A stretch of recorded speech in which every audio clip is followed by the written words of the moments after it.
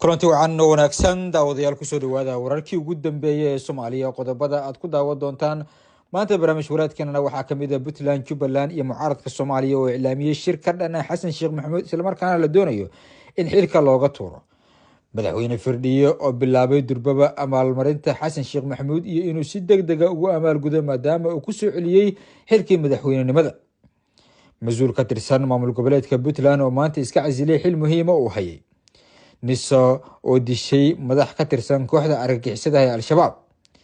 dowladda Kenya gaar ahaan ismaamulka Mandera oo ka cabanaya ciidamada Axmed Madoobe oo halkaasi ku sugan kuwaasi oo ku soo jabay kadib markii magaalada Balad Xaawo laga bixiyay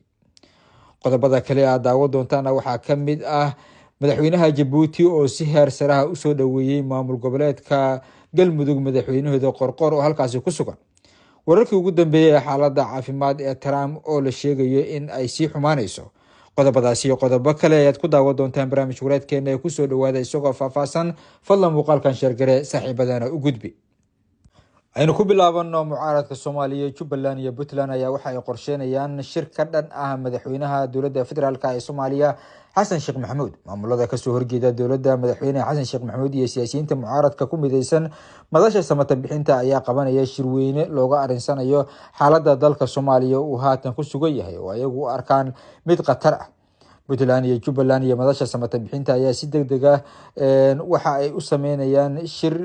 ka soo horjeeda hanaanka ay dowladda Xasan Sheekh Maxamuud ku wado dalka iyo sidoo kale dhinacyada Xasan Sheekh Maxamuud taageersan iyo dastuurka dalka la bedelay oo arintaas looga hadlayo shirkan ayaa dhawaan qabsoomi doona iyadoo la shaaciyay in xildhibaano ka tirsan dowladda federaalka ee Soomaaliya ay shirka qayb ka yihiin isla markaana ay tagi doonaan dhawaan shirweyne ay isugu imaan doonaan Jubaland, Puntland iyo madasha samata bixinta si qaranka loo badbaadiyo ayaa dhici doona isla markaana Xasan Sheekh Maxamuud looga qabto sidaasi waxa yiri xildhibaan xogogaal oo ka tirsan dowladda federaalka ee Soomaaliya oo lagu magacaabo Cabdirashiid Xidig inkastoo aan si rasmi ah loo shaacin goorta iyo goobta uu dhacayo shirkan uu ka dhici doono haddana warar soo baxaya ayaa waxay sheegayaan in shirka ka dhanka ah Xasan Sheekh Maxamuud ay marti gelin doonto Puntland oo ka dhici doona magaalada Garowe dhawaan dowladda federaalka ee Soomaaliya ayaa waxa ay sheegtay in ay u muuqato in mid ka warqabto shirarka dowladda federaalka ee Soomaaliya looga soo horjeedo ee mucaaradka ay qabanqaaminayaan aysan ogolaan doonin in magaalada Muqdisho ay ka dhacdo kaas oo wasiirka gaashaandhigga dowladda federaalka ee Soomaaliya uu ku hanjabay in tallaabo ka qaadi doono si kastaba arrimahan ayaa imaanaya xilli ay dhawaan heshiisyo siyaasadeed gaareen madaxweyne Xasan Sheekh Maxamuud iyo afar ka mid ah xubnihii mucaaradka ee isaga baxay madasha samata bixinta kuwaasi oo isla meel dhigay qodobo taabanaya dastuurka iyo doorashada taas oo Xasan Sheekh Maxamuud uu ku qanacsan yahay madaxweynaha cusub ee maamulka Waqooyi Bari ayaa waxa uu bilaabay durbaba inuu u amaalgudo Xasan Sheekh Maxamuud madaxweynaha cusub ee Waqooyi Bari Soomaaliya Cabdirashiid Firdhiye ayaa durbadiiba qaaday tallaabo uu ugu abaalgudayo Xasan Sheekh Maxamuud kadib guushii ay ku taageerisay dowladda dhexe ee Soomaaliya ee uu ku hantiyay madaxweynenimada maamulkaasi Firdhiye oo ka duulaya garab istaaga filla Soomaaliya ayaa haatan u dhaqaaqay inuu soo celiyo abaalka la gashaday waxa uuna maanta gudagalay inuu fuliyo qorshaha doorashada Xasan Sheekh Maxamuud ee doonayo sida uu rabana uu qabto madaxweynaha maamulka Waqooyi Bari ayaa maanta si rasmi ah u daafuray goobaha diiwaangelinta codbixiyaasha dadweynaha wuxuuna iska diiwaangeliyay doorashada qof iyo codka ee haatan la qorsheynayo in la gaarsiiyo dhammaan maamul goboleedyada taageersan Xasan Sheekh Maxamuud taas oo hore u qabteen Galmudug iyo sidoo kale Hirshabelle waxaa kaloo intaasi ku daray in madaxweynaha maamulkaasi Waqooyi Bari in shaqadan la sii dardargeli doono waxa uu yiri waxa sharaf weyn ii ah inaan si rasmi ah u daafuro diiwaangelinta codbixiyaasha doorashooyinka dowlad goboleedka Waqooyi Bari in shacabku talada loo soo dhaweeyo oo ay doortaan cid kasta oo ku matalaysa golayaasha deegaanka wakiilada iyo baarlamaanka federaalka ee Soomaaliya waa waajib ku xusan dastuurka Waqooyi Bari iyo kan qarankaba ayuu yiri Firdhiye oo ka hadlayay goobta uu ku daafurayay doorashadaasi Xasan Sheekh Maxamuud uu doonayo ee halkaasi laga qaban doono markana Kenya iyo Mandera maamulka waqooyi bari ee Kenya magaalada Mandera ayaa si aada waxay uga walacsan yihiin ciidanka Jubbaland ee ku sugan gudaha magaaladaasi oo ay dareemayaan qalqal amni. ciidankan ayaa halkaasi soo gaaray kadib markii ay kusoo jabeen magaalada Beled Xaawo oo ay kula dagaashay dowladda federaalka ee Soomaaliya isla markaana ay ka qabsatay. qaar ka mid ah mas'uuliyiinta laga soo doorto magaalada Mandera ee gobolka waqooyi bari Kenya ayaa mar kale walaac ka muujiyay ciidamo ka tirsan kuwa maamulka Jubbaland oo la sheegay inay dhex degeen dadka ku nool magaaladaasi. ciidankan ayaa soo galay Mandera kadib ku dhawaad muddo bil ah oo ay joogeen agagaarka magaaladaasi oo ay ahaayeen ciidamadii la soo jabiyay. waxa ayna markii hore degeen duleedka magaalada Beled Xaawo laakiin haatan gudaha ay u galeen.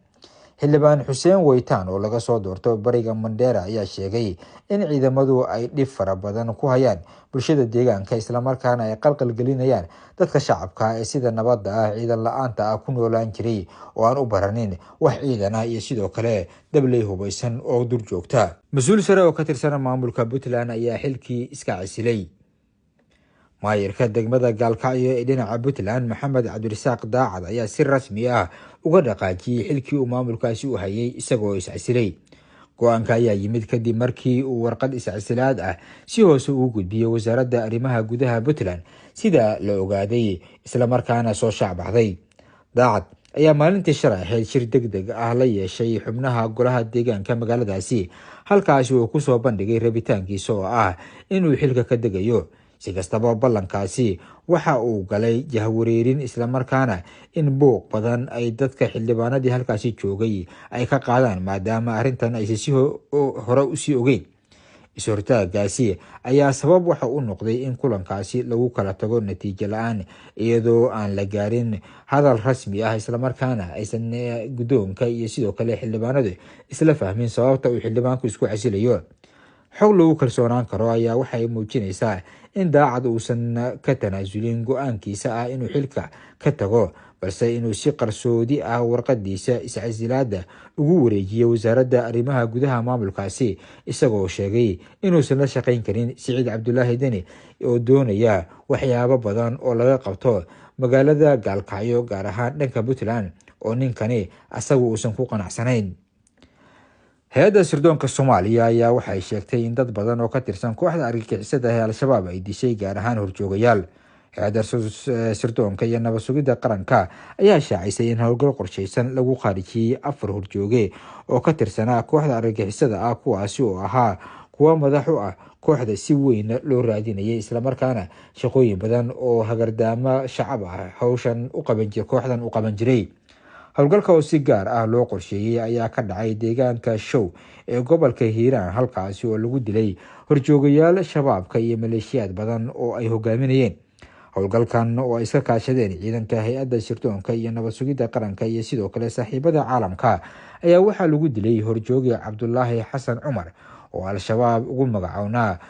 ninka ugu sarreeya amniyaadka Hirshabelle. sidoo kale waxaa lagu dilay horjooga lagu soo koobay magaciisa Cazaam oo ka tirsanaa kooxda maaliyadda iyo 2 horjooge kuwaasi oo kala ahaa horjoogo kale oo Qadaama Dheere iyo sidoo kale Cabduladiif lagu magacaabi jiray.